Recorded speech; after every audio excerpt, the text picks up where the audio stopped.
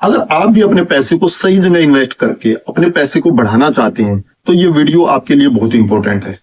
इसके अंदर हम बात करेंगे कि आपको निवेश करने के लिए कौन सी रणनीति अपनानी चाहिए और कौन सी आम गलतियां हैं जो कि आपको नहीं करनी चाहिए। आइए वीडियो को शुरू करते हैं और जानते हैं कैसे होगा। सबसे पहले जानेंगे कि निवेश क्यों जरूरी है, निवेश हमारे को क्यों करना चाहिए, हमारे लिए इतना इंपॉर्टेंट क्यों हो गया है कि हमारे को इन्वेस्टमेंट करनी ही चाहिए।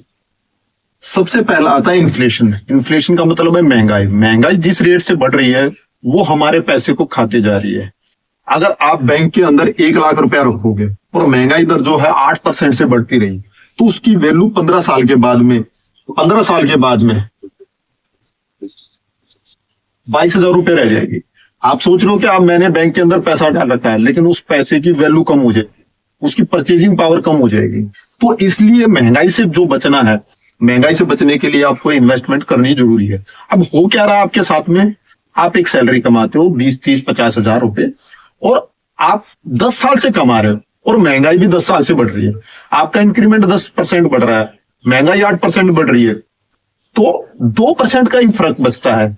अब 2% ही पैसा आपके पास में बच रहा है क्योंकि 8% के हिसाब से महंगाई बढ़ रही है, 10% के हिसाब से आपकी सैलरी हर साल बढ़ रही है। तो जो आपका इंक्रीमेंट हो रहा है उसको महंगाई खाए जा रही है। इसलिए आपके लिए इन्वेस्टमेंट करना जरूरी है। अगर इन्वेस्टमेंट नहीं करोगे तो पैसा नहीं बना पाओगे, पैसे की वैल्यू कम होती जाएगी। और हो भी रहा लोगों के साथ में यही है, और फिर वो लोन की तरफ में भागते जब उनको ये दिखता है कि मेरे पास में पैसा नहीं है तो लोन की तरफ में भागते। तो महंगाई जो है वो आपके पैसे को धीरे धीरे खाती जा रही है।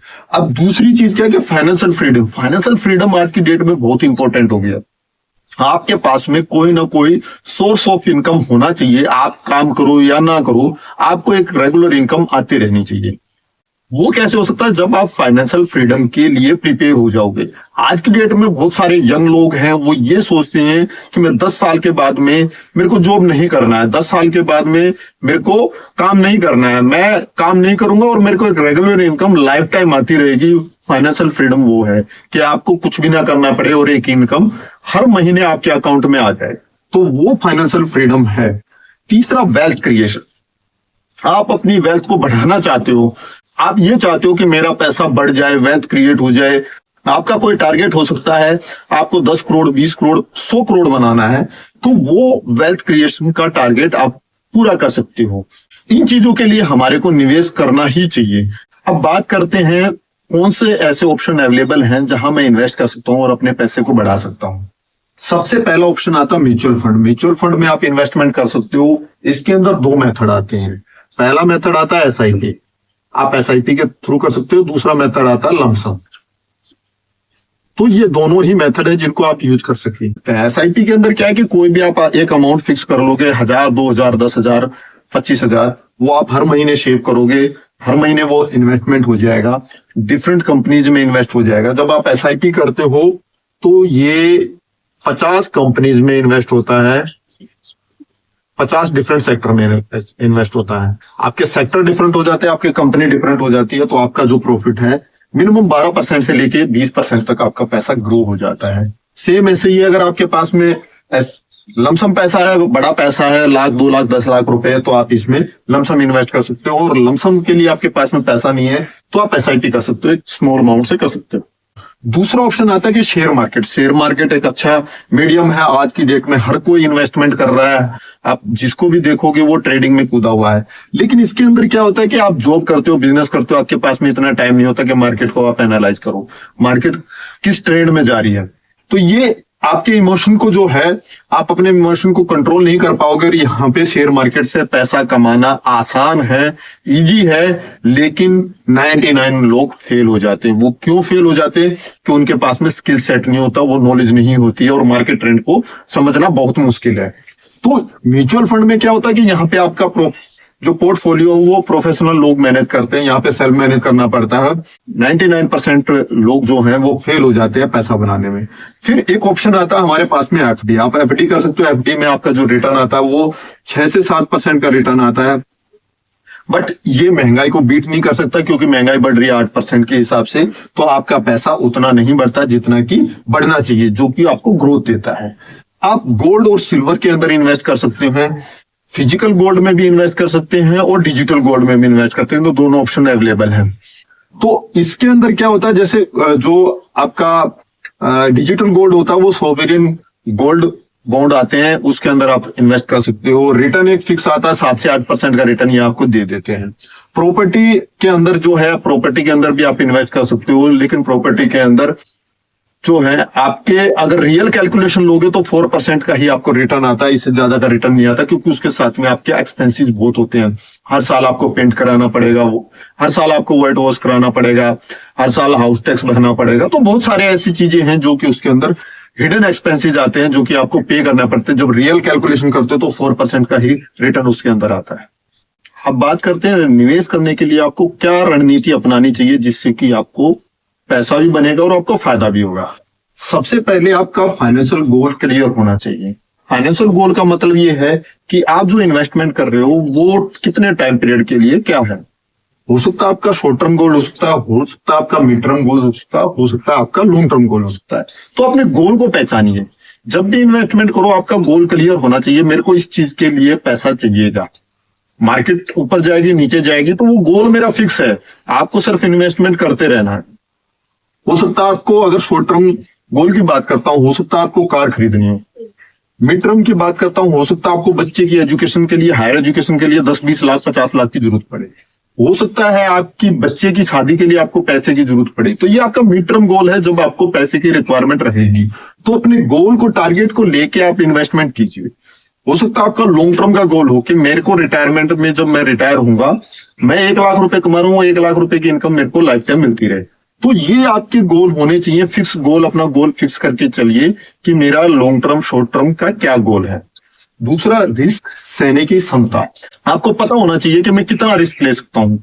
मैं हाई रिस्क ले सकता हूँ, लो रिस्क ले सकता हूँ, किस तरीके का। जैसे कि मैं बताता हूँ कि जो पर्सन ओल्ड एज में होते हैं, जिनके पास में, जो 60 के पास में होते हैं, हम उनको कोई भी ऐसा फंड सजेस्ट नहीं करते जो कि हाई रिस्क में जाए। अगर आप यंग एज में हो तो आप हाई रिस्क ले सकते हो, क्योंकि आपके पास में टाइम है। मार्केट वोलेटाइल है, जब मार्केट वोलेटाइल होगी तो आपको पैसा बना के देगी, लेकिन आपको रिस्क की कैपेसिटी को समझना पड़ेगा कि रिस्क किस तरीके का है। आप हाई रिस्क में जाएं या ना जाएं, कम रिस्क में जाएं, तो वो आपको डिसाइड करना पड़ेगा। दूसरा, डाइवर्सिफिकेशन। डाइवर्सिफिकेशन का मतलब है कि आप जो पैसा इन्वेस्ट करते हो उसमें विविधता होनी चाहिए, डिफरेंट तरीके से इन्वेस्ट होना चाहिए।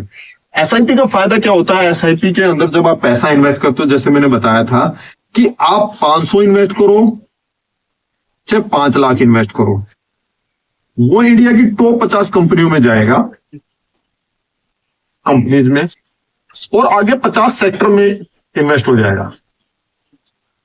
तो इसका क्या फायदा हुआ? आपने 500 रुपए इन्वेस्ट किए, 50 कंपनी में, इंडिया की टॉप 50 कंपनी में चले गए, 50 डिफरेंट सेक्टर में चले गई। तो ये क्या हुआ? आपका जो पोर्टफोलियो वो डाइवर्सिफिकेशन हो गया। कुछ पैसा आपका इक्विटी में लगता है, कुछ डेट में लगता है। तो इस तरीके से जो है आपका पैसे को डिस्ट्रीब्यूट कर दिया जाता है। सभी में प्रॉफिट नहीं होने वाला, किसी में कम किसी में ज्यादा प्रॉफिट होगा। आपकी एक एवरेज निकल के आएगी 12 से 15% की, और आपके पैसे कुछ ज्यादा ग्रो करेगा। आज की डेट में एसआईपी क्यों पॉपुलर है? एसआईपी इसीलिए पॉपुलर है कि वो आपके फंड को बहुत सारी कंपनियों में डिस्ट्रीब्यूट करती है, जिससे कि आपका प्रॉफिट ज्यादा बढ़ता है। एसआईपी, हो सकता है आपके पास में ज्यादा पैसा हो, आप लमसम इन्वेस्ट कर सकते हो, बट एसआईपी का फायदा क्या होता है? छोटी छोटी अमाउंट भी आप इन्वेस्टमेंट करते रहते हो, 1000, 2000, 5000, तो वो भी एक बहुत बड़ा फंड क्रिएट करके देता है, क्योंकि इसमें कंपाउंडिंग का बेनिफिट आपको मिल जाता है। कंपाउंडिंग का बेनिफिट क्या करता है? 5 to 6 ईयर में आपके पैसे को डबल करता रहता है। मान लो 20 साल के अंदर आपके पास में 2 करोड़ रुपया है, 5 साल और दोगे तो ऑटोमेटिकली 4 करोड़ रुपया हो जाएगा। तो इस तरीके से ये आपके पैसे को मल्टीपल करता रहता है। मार्केट के ट्रेंड को समझना चाहिए। मार्केट का ट्रेंड, अगर अभी की बात करता हूं, मार्केट का ट्रेंड क्या है? मार्केट डाउन है। मार्केट डाउन को आपको समझना पड़ेगा। अगर ज्यादा पैसा बनाना है तो मार्केट अगर डाउन है तो आपको इन्वेस्टमेंट करना ही चाहिए। ये इन्वेस्टमेंट का टाइम है, ना कि उससे पीछे हटने का टाइम है। इस टाइम में जो इन्वेस्टमेंट करेगा उसका पैसा नॉर्मल आदमी से ज्यादा बढ़ने वाला है।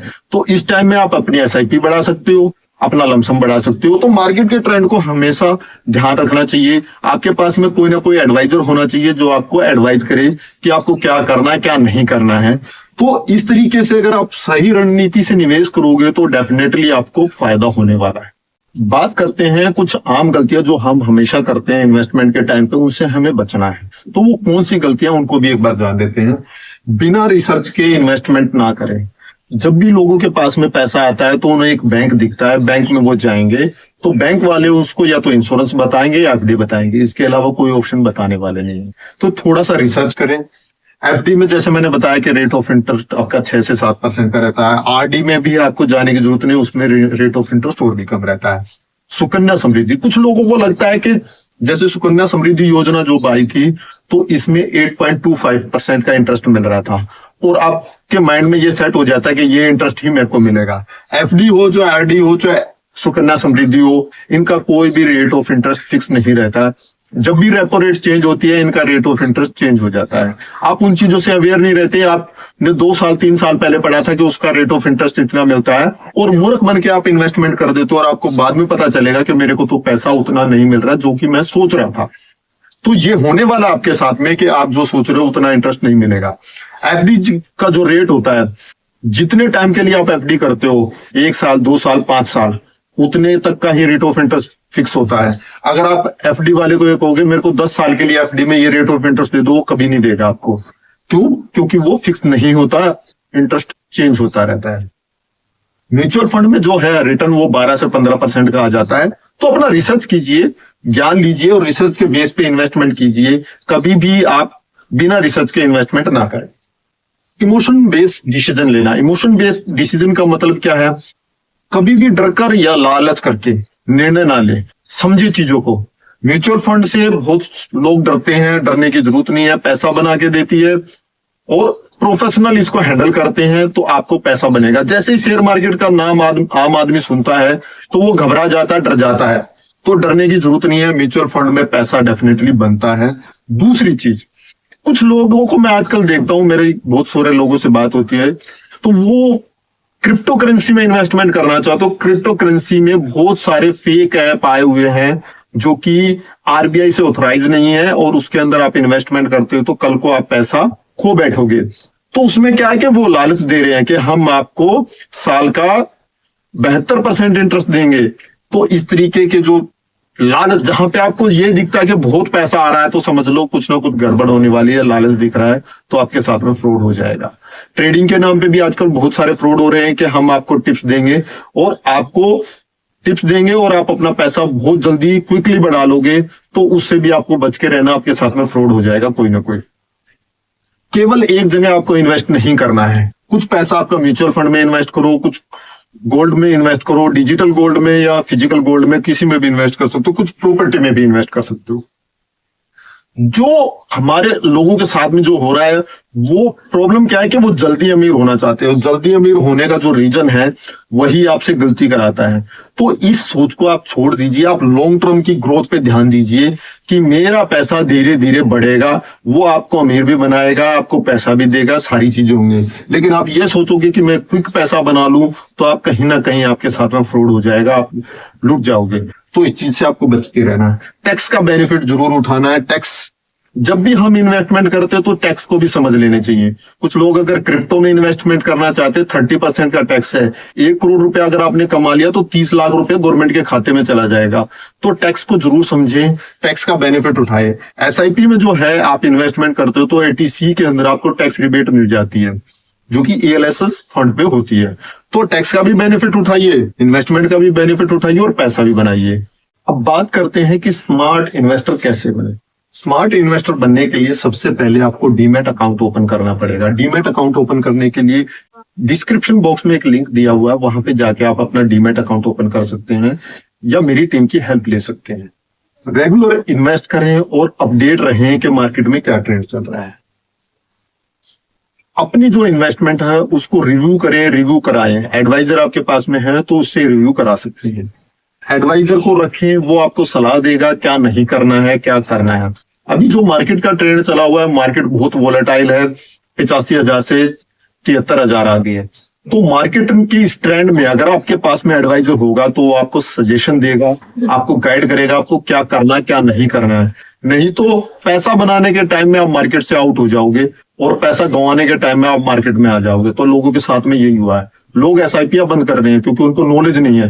वो कहीं से भी एसआईपी स्टार्ट कर ले तो एडवाइजर होता नहीं है, कभी एसआईपी चालू की कभी बंद की और बाद में पता चलता है बाद में लोगों को ये कहते हैं कि एसआईपी से पैसा नहीं बनता। एसआईपी से पैसा बनता है, आपके पास में राइट एडवाइजर होना चाहिए जो आपको गाइड करेगा। एसआईपी में इन्वेस्ट कीजिए और कंपाउंडिंग का बेनिफिट लीजिए। आप ये सोचोगे मैं 1 साल एसआईपी करूं, 2 साल एसआईपी करूं, उसके बाद में पैसा निकाल लो, तो कोई उसमें पैसा नहीं बनने वाला। कंपाउंडिंग का बेनिफिट लीजिए, 5 to 6 ईयर में पैसा डबल होता है। जितना लॉन्ग टर्म तक जाओगे उतना पैसा आपका डबल होगा। तो इस चीज का भी पूरा बेनिफिट उठाएं।